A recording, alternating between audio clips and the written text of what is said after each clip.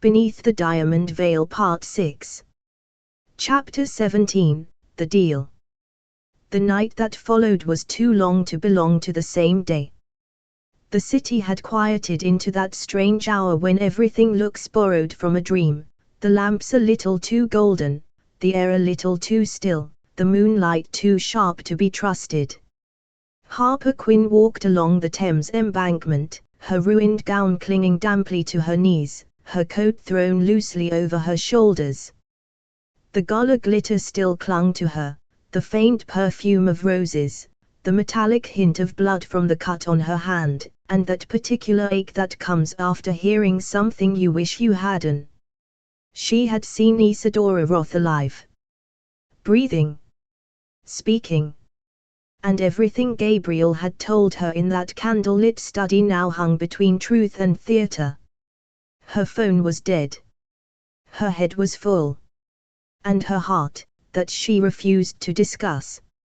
She stopped beneath a street lamp, the light trembling faintly in the fog.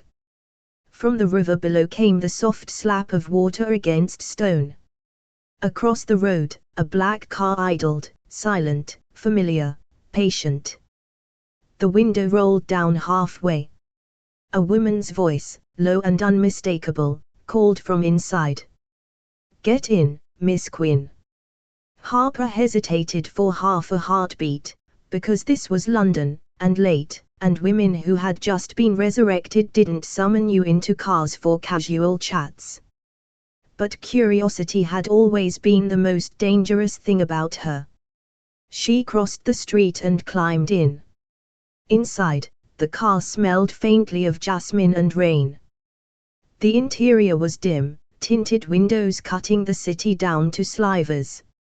Isadora sat in the far corner, half-shadowed, veil pushed back this time. She looked tired, but not fragile, the kind of tired that's become a second skin. The driver didn't turn. The engine hummed low, steady. "I was beginning to think you'd lost your nerve," Isadora said. "I didn't lose it," Harper said. "I just needed to make sure you were real." Isadora gave a quiet, almost affectionate laugh. "You're not the first to question that." Harper folded her arms. "So what now? You warn me again. Tell me I'm in danger." "I've already heard the script." "No," Isadora said softly. "This isn't a warning. It's an invitation." Harper's stomach tightened. "To what?" "A deal." Isadora's tone was calm, almost businesslike, the way someone offers a seat, not a secret. "Go on," Harper said carefully. Isadora leaned forward, the street lights flickering across her face as the car glided past them. "You want the truth about Gabriel. You want the full story, about the vault, about the lies, about how deep it goes. I can give you all of it. Every name, every document, every sin your article could ever need." Harper frowned. "And what do you want in return?" "I want him exposed," Isadora said simply. "Completely. Publicly. I want his empire gutted in the light he hides from. I want the Roth name to mean nothing but shame." There it was, the kind of hate that doesn't shout, that burns slow and steady like a candle left too close to silk. "You want me to destroy him," Harper said. "I want you to free yourself from him," Isadora replied. "Call it what you like." Harper turned to face her. "You could do it yourself. You have the information. You have the motive." Isadora smiled faintly. "Motives don't make you believable. You do. You're the outsider. The truth from your mouth would sound like salvation. You're asking me to turn him into a headline." "I'm asking you to finish what I started," Isadora said. "He built his world on stolen stones. You know that now.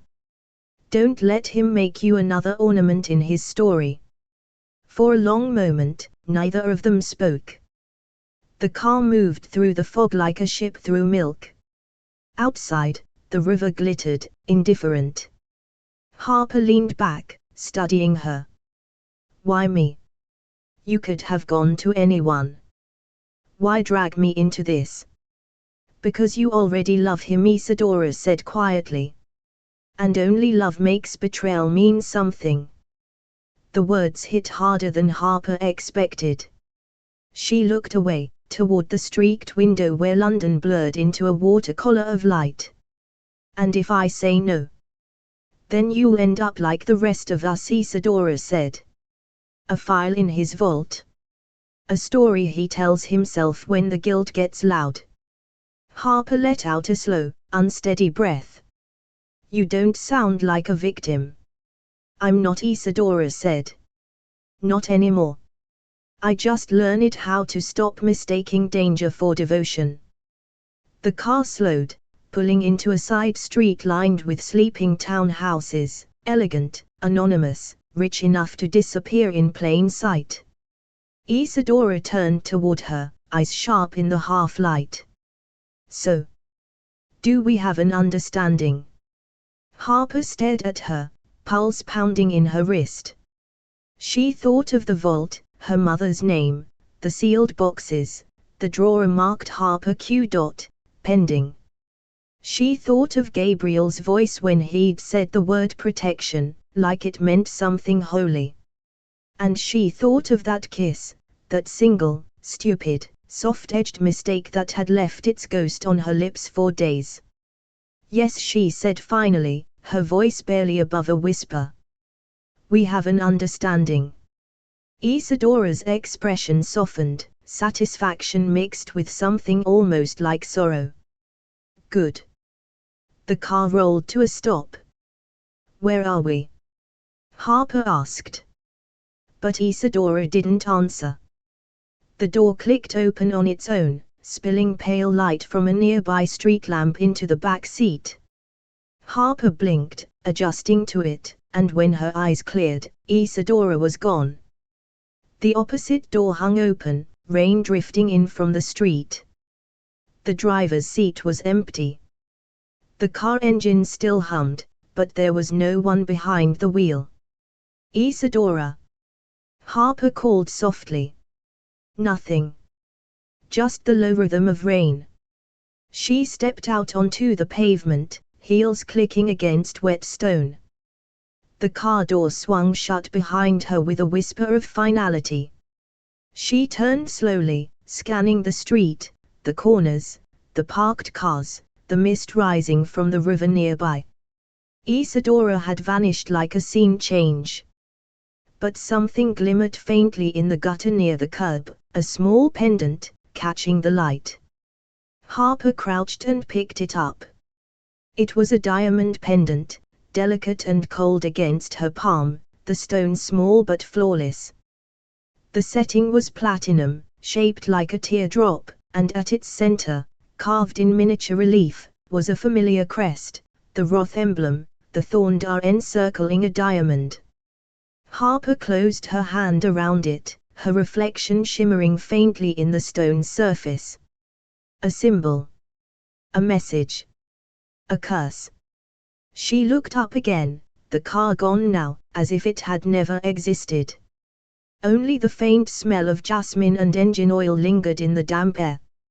For a long moment, Harper stood there alone under the flickering streetlight, her pulse keeping time with the rain.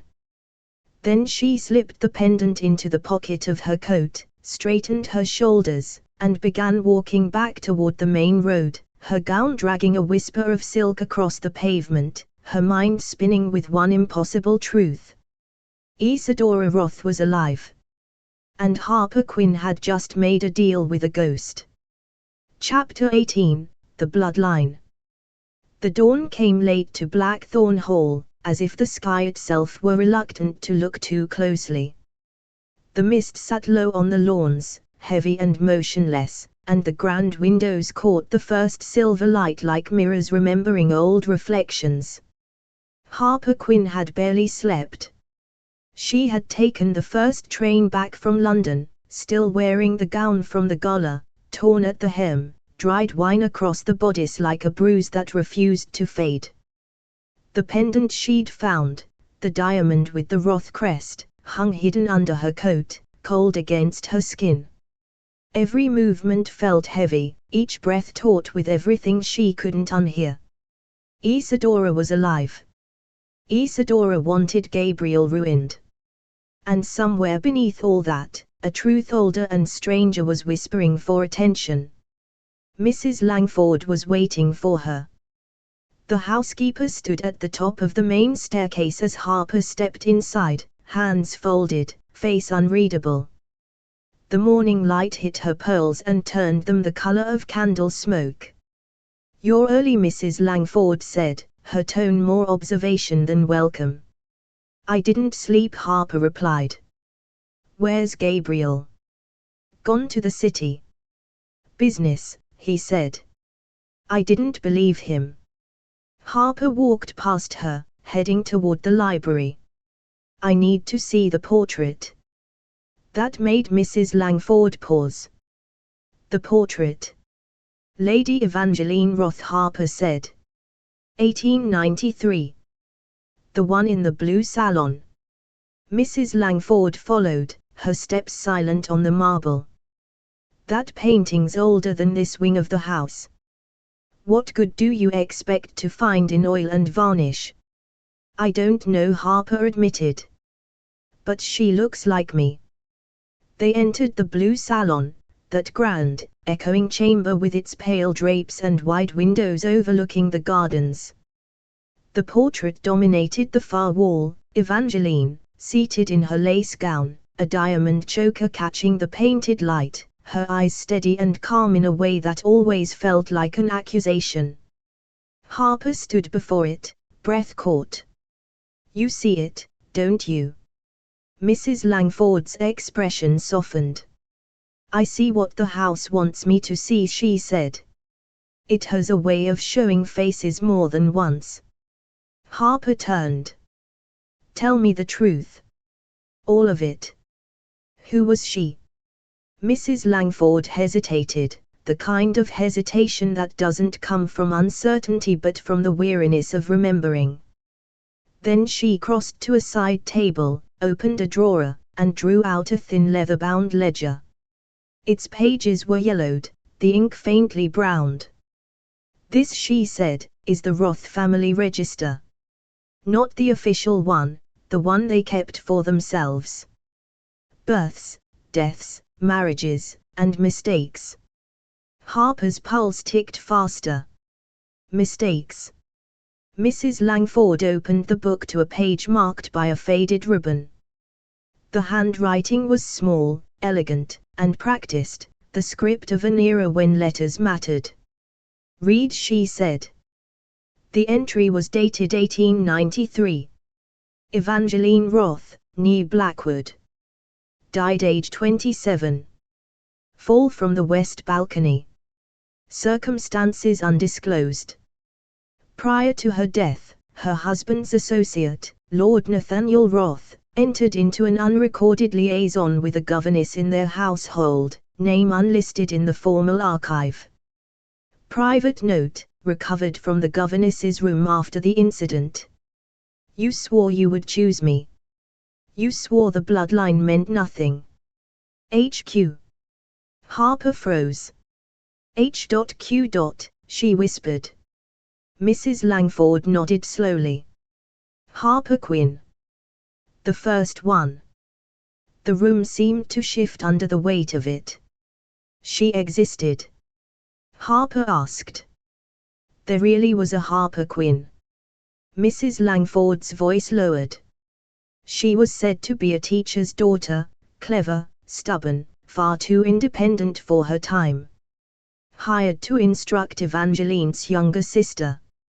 Lord Nathaniel Roth fell in love with her, or thought he did.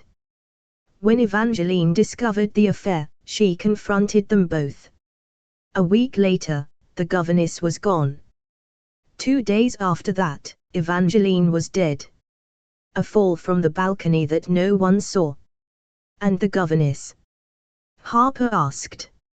No record after that, Mrs. Langford said.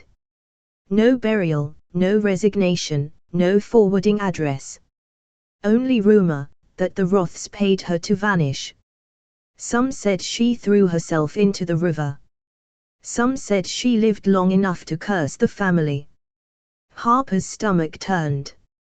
A curse. Mrs. Langford smiled sadly. Every family that owns too much and repents too little ends up with a curse. This one's very particular. They say every few generations, the bloodline brings back the face of the woman they wronged, a Harper Quinn reborn, whether by fate or accident. And each time she comes, the truth demands to be told again. Harper took a step back, her pulse roaring in her ears. You're telling me I'm some kind of ghost story? I'm telling you the house remembers patterns, Mrs. Langford said gently. It doesn't forget the names of its martyrs. Harper looked back at the portrait, Evangeline's calm painted face, the faint smile that seemed to change depending on the light. Does Gabriel know? Yes, Mrs. Langford said softly. Though he pretends not to. His mother told him when he was a boy, about the first Harper, the one who loved a Roth and paid the price for it. He grew up half terrified that he'd repeat it. And now? She didn't need to finish. The sound of the front doors echoed down the corridor, the heavy, deliberate thud of someone entering a house they owned but didn't trust. Mr. Roth, Mrs. Langford murmured. Harper turned toward the doorway, heart thudding. Gabriel appeared in the threshold, coat still damp from rain, expression unreadable.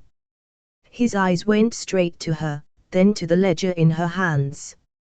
What are you doing with that? His voice was calm, too calm. Learning what you wouldn't tell me, Harper said. That your family's history reads like a confession. He crossed the room, every step measured. You've been speaking to Langford. She told me the truth, Harper said. About the first Harper Quinn. About what your family did to her. Something in his face flickered, not surprise, but recognition. Is it true? She pressed. Did one of your ancestors kill her? He didn't answer. He stopped in front of the portrait, staring up at it.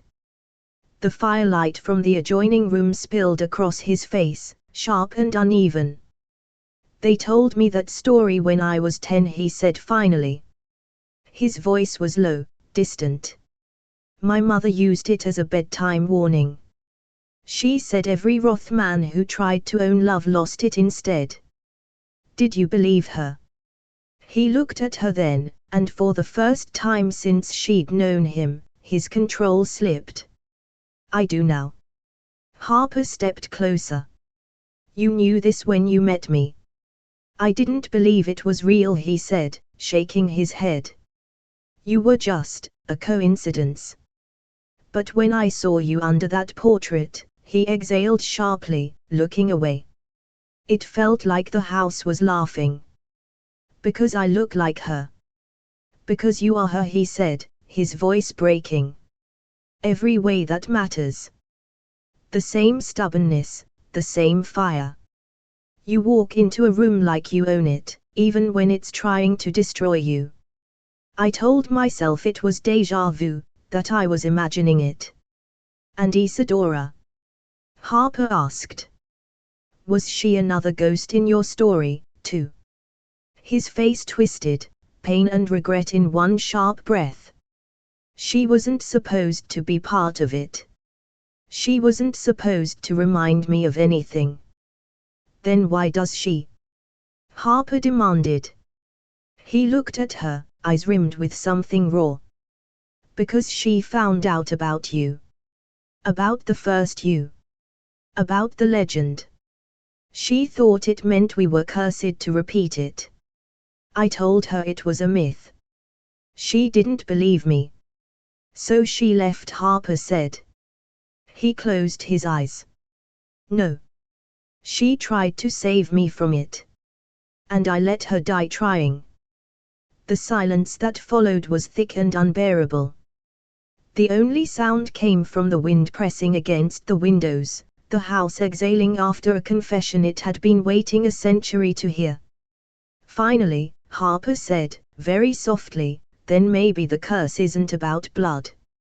Maybe it's about guilt." He looked at her, and for once, there was no argument in his eyes. Only the kind of sorrow that doesn't ask for forgiveness because it knows it doesn't deserve it. "I never wanted to hurt you," he said. "But you did," Harper whispered. The candles flickered, their light sliding over the portrait, making Evangeline's diamond choker shimmer like a living thing. Mrs. Langford, still at the edge of the room, closed the ledger and said quietly, "History always finds its way home." Harper turned toward Gabriel one last time. "Then maybe it's time we stop living in it." He said nothing. His throat moved once, but no sound came. Outside, the first drops of rain began to fall, soft, steady, unhurried. And in the portrait's painted eyes, for just a heartbeat, the flicker of candlelight looked like tears. Chapter 19, The Night of the Storm. The storm arrived like something ancient, the kind that didn't just sweep across the countryside but announced itself with a deep, rolling growl from the horizon. By nightfall, Blackthorn Hall had become a cathedral of noise. The wind clawed at the windows, rain lashed against the glass in sheets, and thunder rolled so close it sounded like the earth itself was angry. Harper Quinn stood at her bedroom window, watching the storm in disbelief. Trees bent and swayed like dancers in distress. Lightning cracked open the sky, spilling light through the corridors. For a brief, blinding instant, the reflection of the old mansion's facade appeared in the glass, all stone and shadow and secrets. She couldn't shake the words Mrs. Langford had spoken that morning. A Harper Quinn loved a Roth once. And died for it. Now that she knew, it was impossible not to see it everywhere, in the portrait's eyes, in the carved initials on the balcony railing, in Gabriel's face when he tried not to look guilty. But tonight, something else hummed in the air. A kind of charge. The house felt awake. A crash of thunder shook the floorboards. The lights flickered once, twice, then went out entirely, plunging everything into darkness. "Perfect," Harper muttered. She grabbed the small flashlight from her bedside drawer, the one Mrs. Langford had pressed into her hand nights ago for practical reasons. The beam cut a thin path through the dark hallway. The storm made the house groan. Old wood and stone always had a language of their own, and tonight it spoke in warnings. She started down the corridor, barefoot now, the sound of her steps lost in the wind's roar. The house alarms began to shriek somewhere distant, high-pitched, mechanical, frantic. A window had likely blown open. But beneath the electronic wail was another sound, softer, rhythmic, a hollow thud, thud, thud, like something metallic being struck far below. The vault. She didn't even think. Her feet found the path, down the grand staircase, past the portraits that flickered in the lightning's brief glare, past the parlor where candle flames struggled to stay alive. The closer she came to the east wing, the louder it grew, a deep mechanical hum, the unmistakable sound of a lock disengaging. Her flashlight trembled as she turned the last corner and reached the heavy iron door that led to the basement. It stood half open, the light beyond it flickering weakly. And at the end of the corridor, framed by the vault's open doorway, stood Gabriel Roth. The sight of him stopped her cold. He was still in his black shirt from earlier, sleeves rolled to his elbows, hair damp from the rain where it had seeped in through the open window at the far end of the room. His back was to her, his silhouette cut sharply against the light spilling from the vault. And in his hand, glinting dully under the emergency lamp, was a gun. For a moment, Harper couldn't speak. The air felt too thin, her throat too dry. Gabriel. Her voice was small against the thunder. He turned slightly, just enough for the light to catch his face, pale, drawn, eyes hollowed with exhaustion and something else. Regret. You weren't supposed to find this, he said quietly. Harper took a step forward, the beam of her flashlight shaking. The vault. He gave a tired half-laugh that sounded more like pain. All of it. The storm outside cracked again, lightning flashing through the window and reflecting off the polished steel of the weapon in his hand. She looked past him, at the open vault door, the rows of metal drawers, each one labeled in neat engraved letters. The one nearest her bore her own name, Harper Quinn. Put the gun down, she said softly. Please. He didn't move. You think this is about hurting you? I don't know what to think, she said. You're standing in front of a vault full of secrets with a loaded gun in a haunted mansion during a thunderstorm, Gabriel. It's not exactly reassuring. A faint, bitter smile ghosted over his lips. That's fair. She stepped closer. What are you doing? Ending it, he said. The vault, the story, the curse, all of it. You don't understand what this place is capable of. I'm beginning to, she said carefully. He turned then, fully facing her, the gun still loose in his hand but pointed down. His eyes, dark and glassy, looked both furious and broken. I tried to keep you away from this. I told myself I could control it. But you kept digging. You always dig. You told me the vault was for protection. It was, he said. Until it wasn't. What's in there, Gabriel? Everything I've ever loved, he said simply. And everything I destroyed by loving it. She swallowed hard. Isadora. He flinched. Don't say her name. She's alive, Harper said, the words bursting out before she could stop them. I saw her. I spoke to her. His expression shattered. For a second, the wind seemed to pause. Don't, he whispered again, shaking his head. That's not possible. It is. She came to me after the gala. She told me everything, about the vault, about you. His jaw clenched. You believe her? She's breathing, Gabriel. You buried her and she's still breathing. I don't have to believe her, I saw her. He stepped forward, the gun still hanging at his side. You have no idea what that means, he said, his voice trembling. If she's alive, it's not by choice. Someone kept her hidden. Someone used her. That's what this place does, it feeds on us. The alarms above them shrieked again, louder now, as though the house itself was arguing. Rain banged against the glass with the fury of a confession trying to be heard. Harper steadied her voice. Then tell me the truth. Before this house does it for you. He looked toward the vault. The light flickered again, washing his face in alternating brightness and shadow. I didn't kill her, he said finally. But I didn't save her either. The night of the accident, she found something she wasn't supposed to. A second vault, under this one. A place even I didn't know existed. She called me from the bridge. She said she had proof. And then. He stopped, unable to finish. The thunder filled the silence for him. Then what? Harper demanded. He looked at her with eyes that seemed older than his face. Then she was gone.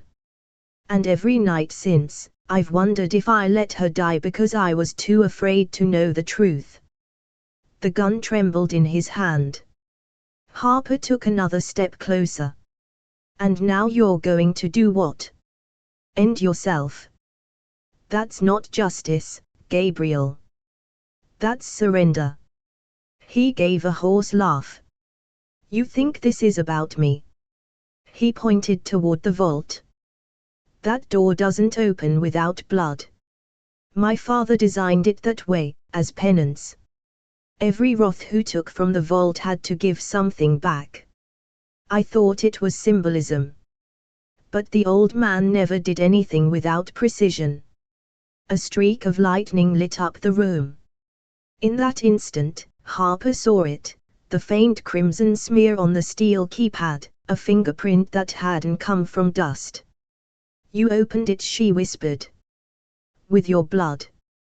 I had to, he said. It's the only way to destroy what's inside. She stared at him. Gabriel, listen to me, you can't destroy the past by shooting at it. He met her gaze, and for the first time since she'd met him, there was no charm left. Just naked grief. Maybe not. But I can stop it from taking anyone else. Another crash of thunder rattled the chandeliers. Somewhere upstairs, glass shattered, a window giving way under the wind's fury. The alarm blared louder, merging with the storm's roar until it felt like the house was screaming. Harper stepped closer, slowly, carefully. Give me the gun. He shook his head. Gabriel, she said, voice trembling now. You don't have to do this. You don't have to make yourself the villain in your own story. He gave a sad, weary smile. That's the thing, Harper. The villain in this story was written long before either of us arrived. The lights flickered once more, and then died completely, plunging them into blackness. Harper's flashlight sputtered, its beam shrinking to a trembling circle on the floor. The next flash of lightning through the window showed Gabriel still standing before the vault, the gun in his hand, his face ghostly pale in the white glare. You weren't supposed to find this, he said again, and this time, the words sounded less like accusation, more like prayer. And then the thunder swallowed the rest. Chapter 20, The Safe That Bursts. The storm had found its full voice now. It wasn't just wind and rain anymore, it was rage. It pressed against the windows, rolled across the roof like something alive, and wrapped Blackthorn Hall in a sound that seemed to come from inside the walls themselves. The air thrummed with electricity. The chandeliers swayed. The portraits seemed to lean forward, as if the painted Roths themselves wanted front row seats to the reckoning. Down in the east wing, in the corridor that led to the vault, the world felt ready to split open. Harper Quinn stood frozen in the doorway, her flashlight stuttering, the smell of ozone sharp in her nose. Gabriel Roth stood only a few feet away, outlined in the fitful glow from the emergency lamp, one hand clutching the gun, the other braced against the vault door. His knuckles were bloodless. The iron door loomed behind him, humming faintly, a low, unnatural vibration that made the air around it shiver.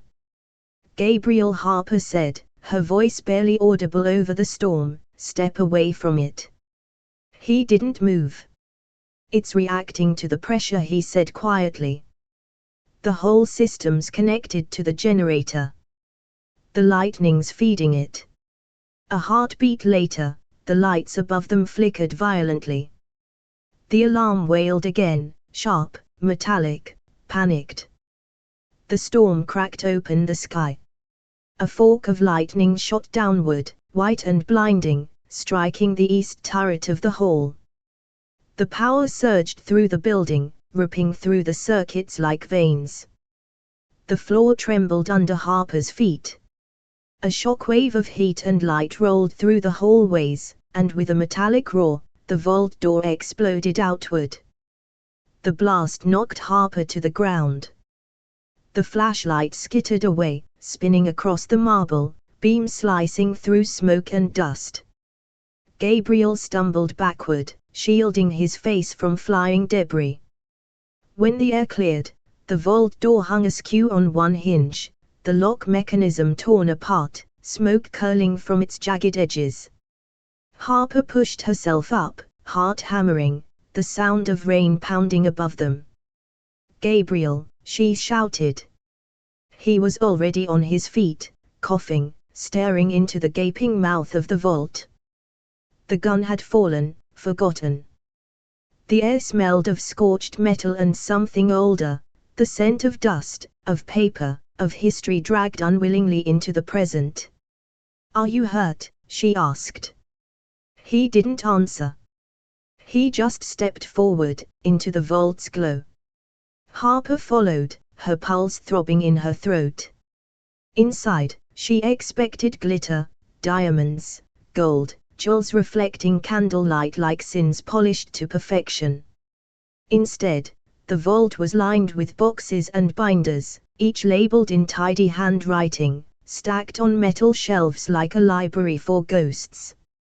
Folders bulged with photographs and correspondence, bundles of old letters tied in twine, official-looking envelopes stamped with legal crests. The place was too quiet now. Even the storm outside seemed to hold its breath.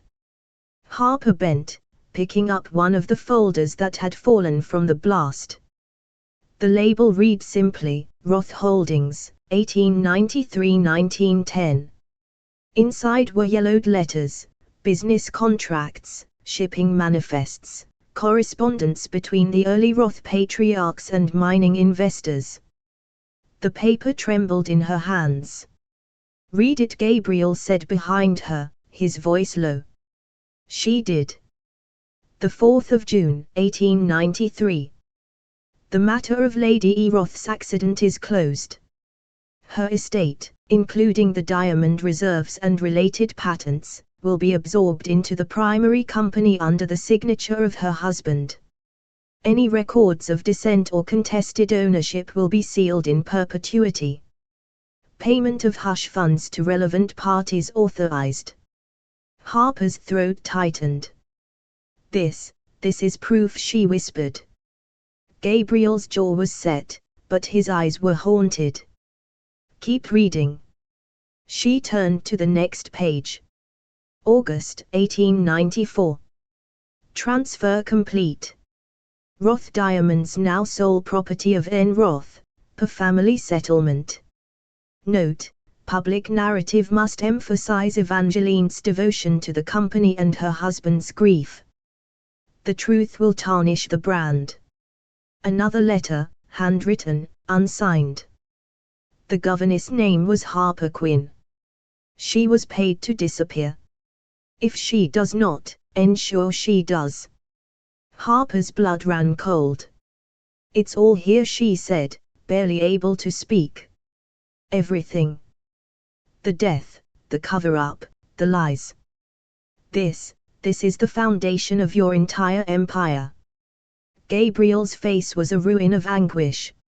"My father used to tell me the family fortune was built on brilliance," he said. "But this," he gestured to the papers, the shelves. "This is theft. Deceit. Blood money." The wind howled through the broken window near the vault entrance, whipping his words away. Harper's flashlight picked out more folders, labeled decades later, Roth Industries, 1954, Offshore Holdings, 1982, Acquisition of Quinn Limited, 2013. "Quinn Limited," she murmured, her pulse quickening. "That was my father's company. You bought it. You said it was business." Gabriel turned toward her slowly. "I didn't know." "Yes, you did," she cut in, her voice shaking now. "You've always known. The Roths destroyed the first Harper Quinn, and you bought out the second's legacy to keep the family curse quiet." He took a step toward her, desperate. "Harper, I swear." "Don't," she snapped. Don't you dare lie to me in this mausoleum of your lies. The lightning flashed again, and for a brief moment, the entire vault glowed. The shelves of paper shimmered like rows of confessionals. Harper dropped the folder, her hands trembling. It wasn't a curse, she said. It was a pattern, one your family never broke. Gabriel pressed a hand to his face, voice rough. You think I wanted this? You think I haven't tried to undo it? You inherited it, Harper said softly. And you built your empire to hide it. I built it to make something good from it, he shouted over the storm. To atone, somehow.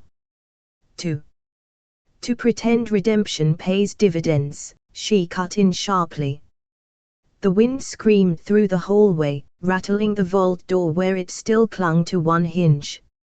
She turned away, her light catching a final envelope at the far end of the vault. It was newer, thick cream paper, sealed with the Roth crest in deep red wax. The name written across the front made her stop breathing. To Gabriel Roth. Upon discovery. She picked it up and handed it to him. What's this? He took it slowly, broke the seal.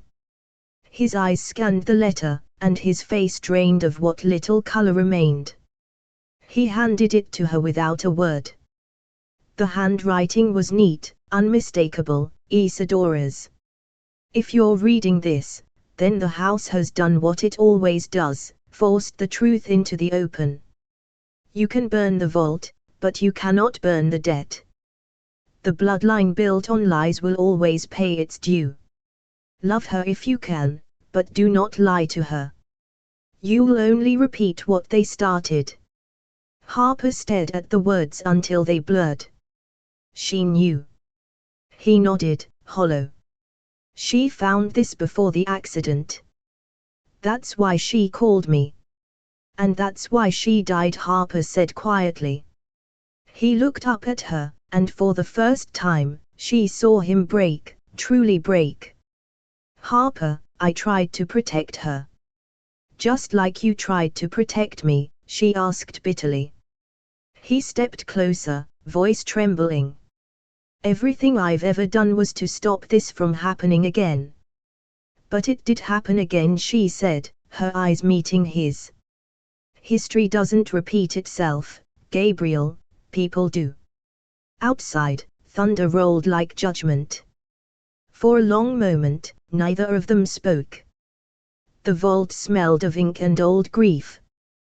The papers rustled faintly in the draft. Finally, Harper said, her voice quiet but unyielding, you said you wanted to destroy it all. Maybe you should start with the truth. Gabriel looked around him, at the vault, at the shelves of evidence, at the life he'd inherited like a crown of rusted thorns. Then he whispered, almost to himself, maybe that's the only way to be free of it. Lightning split the sky again, illuminating the wreckage of the vault door.